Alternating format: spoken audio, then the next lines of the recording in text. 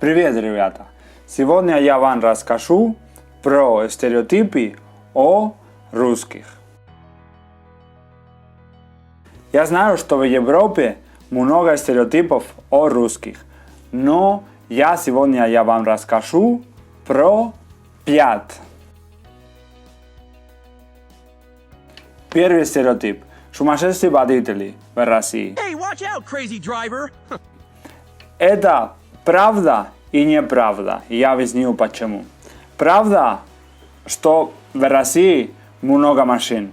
И правда, что в России иногда дороги не очень понятны.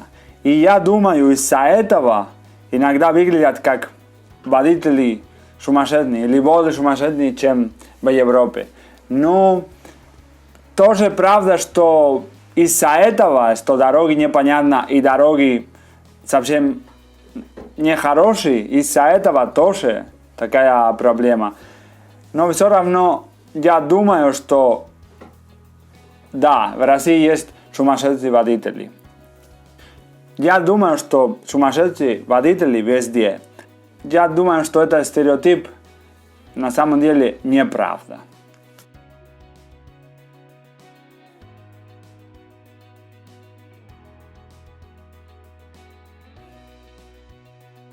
Второй стереотип. Водка. Russian vodka, well done. Правда, что русские, они пьют водку. Это правда.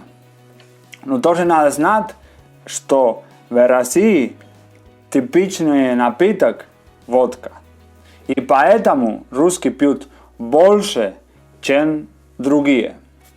Например, в Испании, в Италии, во Франции там люди пьют вино. Это обычный, типичный напиток там. Поэтому я думаю, что это стереотип неправда. На самом деле, правда, что русские пьют водку. Но неправда, что всегда пьют водку. Или водка как вода в России. Это совсем неправда. Третий стереотип. Это смешно для меня. Я думаю, что смешно для всех. Стереотип, что в России много медведей. И медведи на улице гуляют и так далее. Это совсем неправда. Я здесь никогда не видел медведя. Никогда.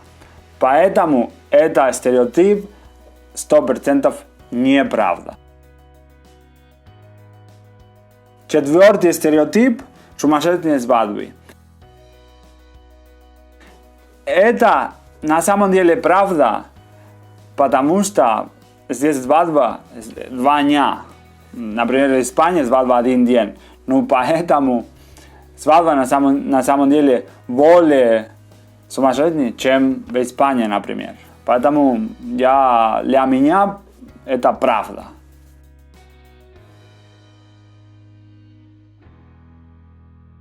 Пятый стереотип, что люди в России никогда не улыбаются. Это я думаю, что это неправда. Есть люди, которые никогда не улыбаются, есть люди, которые улыбаются. Это как везде, понимаете? Поэтому я думаю, все раз, что это стереотип неправда. Итак, ребята, это мои 5 стереотипов о русских.